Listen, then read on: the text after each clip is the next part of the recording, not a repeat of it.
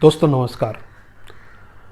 आप अभी मीडिया पर देख रहे होंगे मणिपुर से जुड़ी हुई कई खबरें आपको देखने को मिल रही होगी, जिसमें वहां के हिंसा के बारे में बताया गया है। आपको मैं बता दूं कि पूर्वोत्तर का सारा जो क्षेत्र है वह प्राकृतिक विविधता से भरा हुआ है।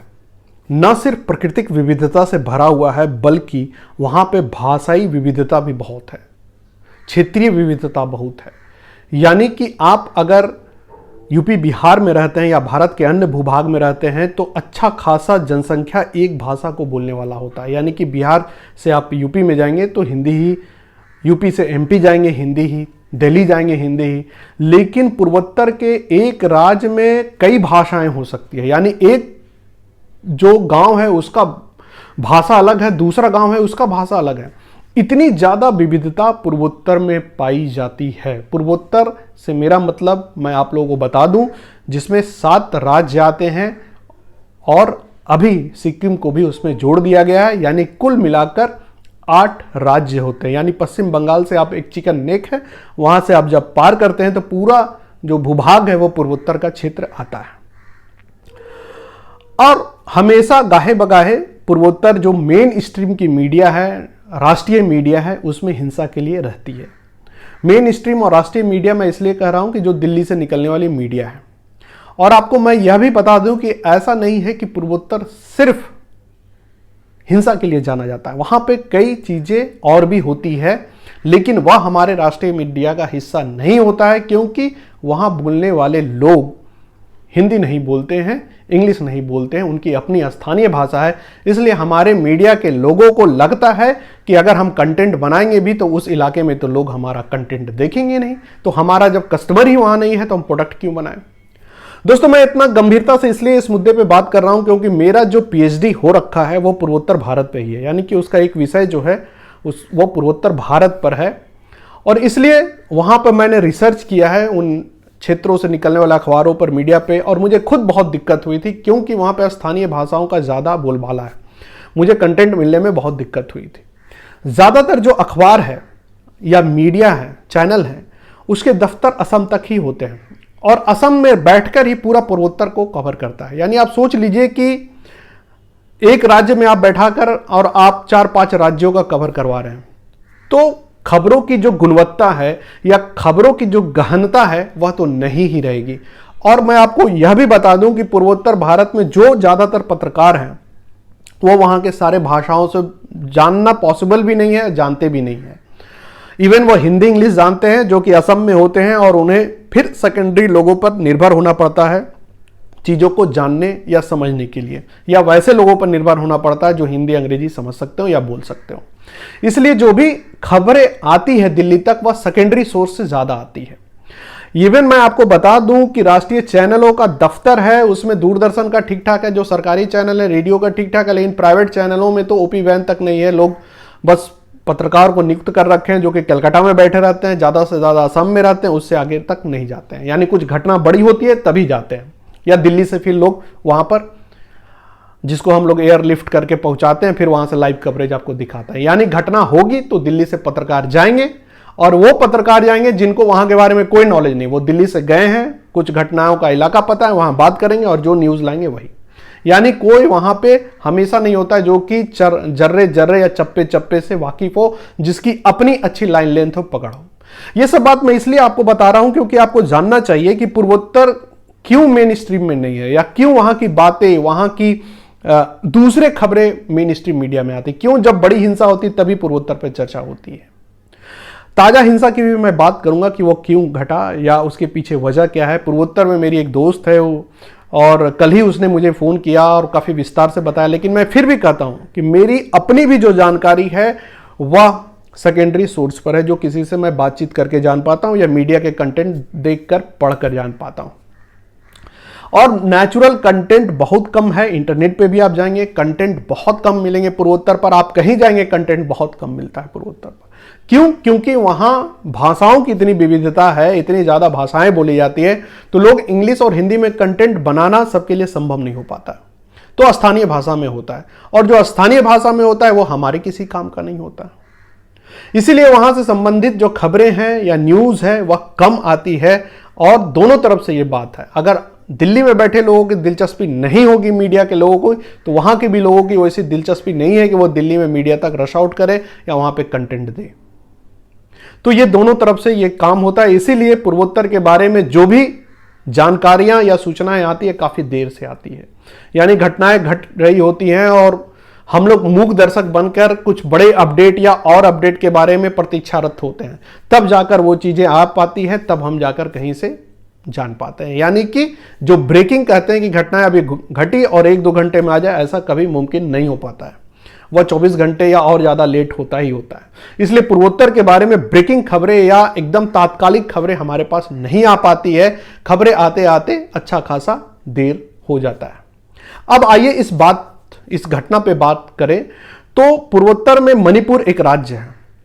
मणिपुर में मैतेई कम्युनिटी के लोग रहते हैं, उसके बाद नागा कम्युनिटी के लोग रहते हैं और ये कुकी कम्युनिटी के लोग हैं। तीनों कम्युनिटी है जिसमें मैतेई वहां के बहुसंख्यक हैं, यानी कि 50% से ज्यादा की आबादी जो है वो मैतेई कम्युनिटी की है, उनकी अपनी भाषा है। और वह मुख्य वैली जो है वो वैली में रहते हैं, पहाड़ों पे नहीं रहते हैं, ध्यान दीजिएगा। उनकी ज्यादा कंसंट्रेशन जो है वैली में आबादी की है। और जो कुकी कम्युनिटी है वह पहाड़ों पे रहती है। कुकी को एसटी का दर्जा प्राप्त है और कई सहूलियतें उन्हें मिला हुआ है। ताजा विवाद इसलिए हुआ है कि मैतेई कम्युनिटी को भी एसटी का दर्जा देने की बात वहां की सरकार सोच रही थी। वहां का एक कोर्ट का निर्णय भी आया कि जो मैतेई कम्युनिटी है उनको भी ये देखा जाए कि क्या एसटी का दर्जा दिया जा सकता है। इस कारण से जो कुकी कम्युनिटी है उनके अंदर डर या अनिश्चितता का माहौल बना कि अगर इनको भी दर्जा मिल जाएगा तो जो सहूलियतें, जो विशेषता हमें मिल रखी है वह कम जाएगी। यानी जाहिर सी बात है, आपको एसटी की दर्जा मिलता है तो नौकरियों में, संसाधनों में आपको अच्छा खासा हिस्सा मिलता है। तो एक यह वजह है तात्कालिक, जो अभी तुरंत का वजह है, और इसी में धरना प्रदर्शन चल रहा था जिसमें फिर यह हिंसात्मक रूप लिया है। विशेष मैं गांव या कस्बों या इलाकों का नाम इसलिए नहीं लेता हूं कि यह सब ज्यादा नाम लेने से समझ में दिक्कत होती है, लोग फिर वो सब में चले जाते हैं। ट्रेंड समझना चाहिए, डाटा तो इंटरनेट भरा पड़ा है। तो एक यह वजह है जो तात्कालिक वजह है। उसके बाद जो दीर्घकालीन वजह है जिसमें लंबे समय से ये बात चली आ जा रही है, जिसमें मैतेई कम्युनिटी के लोगों का मानना है या उनका कहना है कि ये जो कुकी है ये बाहर से आए हुए लोग हैं। ज्यादातर लोग बर्मा से आए हुए हैं, कुछ चाइना से भी आए हैं, और इनका यह भी कहना है कि वहां से आने के बाद इन्होंने काफी इलाकों पे कब्जा कर लिया है, जंगलों पर, पहाड़ों पर इनका अच्छा खासा कब्जा है। जबकि मैतेई कम्युनिटी है जो यहाँ की पारंपरिक कम्युनिटी है, पुरानी कम्युनिटी है, और कुकी लोग जो है बाद में आए हुए हैं।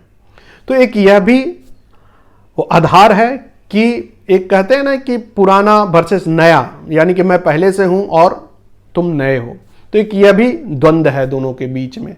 और एक द्वंद्व यह भी है कि जो कुकी कम्युनिटी के लोग हैं, ये तीसरा नंबर पॉइंट है, उनमें जो लोग हैं जो उत्पादन करते हैं उसमें पॉपी का होता है। पॉपी यानी गांजा जिसको कहते हैं, जिससे मादक पदार्थ भी बनते हैं, दवाइयां भी बनती है उससे, ऐसा कोई जरूरी नहीं। लेकिन उसका जब ब्लैक मार्केटिंग होता है या उसको जब हम चोरी छिपे गैर कानूनी प्रयोग करते हैं तो गांजा वगैरह या इस तरह के नशीले चीज बनाते हैं। तो मैतेई कम्युनिटी के साथ ही वहां के ज्यादातर लोगों को लगता है कि ये लोग जंगलों का प्रयोग अपने फायदे के लिए करते हैं, जो ऐसी खेती करते हैं जिससे कि यहाँ के युवाओं में नशे की प्रवृत्ति बढ़ रही है। दूसरे इलाकों में ये लोग जो है वो नशे की प्रवृत्तियों को बढ़ावा देते हैं, इसलिए यह सही नहीं है। तो एक यह भी मतभेद का कारण रहा है दोनों के बीच। एक मतभेद का कारण यह भी है कि आपको पता है कि बर्मा में अभी हिंसा हुआ था, रोहिंग्या इशू हुआ था और भी कारण से, तो बोला गया कि वहां से जो ज्यादा रेफ्यूजी आए उनको ये कुकी कम्युनिटी लोगों ने उनको प्रश्रय दिया, उनको जगह दिया, और इसलिए ताकि उनकी आबादी बढ़ सके और वह भी मैतेई के लगभग हो जाएं, इक्विवेलेंट हो जाएं, और फिर उससे जब भी किसी मंच पर बातचीत हो या कहीं कुछ हो तो बराबरी का वो वजन हो। तो एक ये भी आधार है जो आरोप मैतेई समाज के लोग लगाते रहे हैं कुकी समाज पे।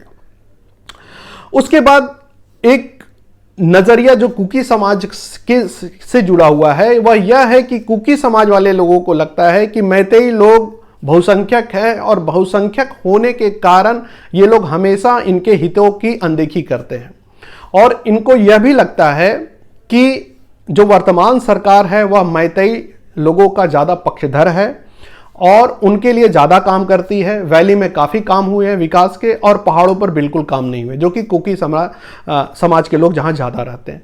तो उनका जो शक है सरकार पर या बहुसंख्यक कम्युनिटी पर वो भी है कि इन लोग अपनी संख्या बल के आधार पर हमारी हितों को दरकिनार करते हैं या अनदेखा करते हैं, और जो अपने हित है उसको आगे लेके जाने में सक्षम होते हैं। तो एक नजरिया यह भी है कि दोनों समाज के बीच या दोनों वर्गों के बीच पहले से मतभेद जो बने आ रहे थे, उसमें एक नजरिया यह भी है। उसके बाद अगर और नजरिए की बात करें तो भाषा का विविधता, संस्कृति की विविधता तो वह है ही, खान पान का विविधता वह तो है ही जो बना हुआ है, और यह कुछ ऐसी विविधता है जिसके आधार पर कई बार जो कहते हैं गर्मजोशी होता है या मेल मिलाप होता है वह नहीं हो पाता है।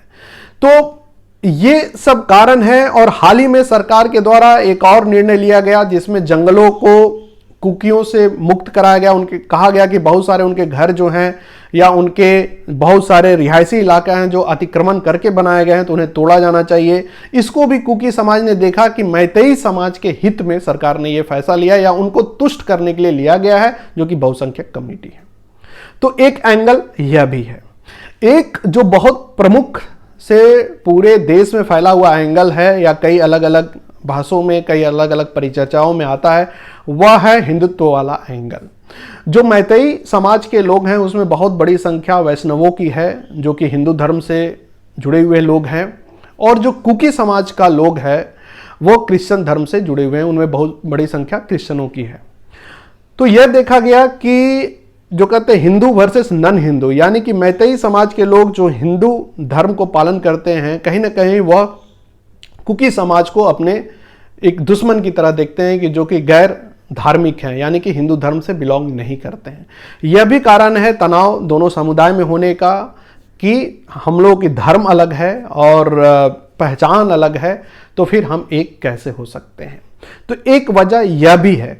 इन सारी वजहों से यदा कदा छोटे मोटे घटनाएं तो होती ही रहती थी, लेकिन इस बार जो हिंसा का है वह रूप बढ़ा हुआ है।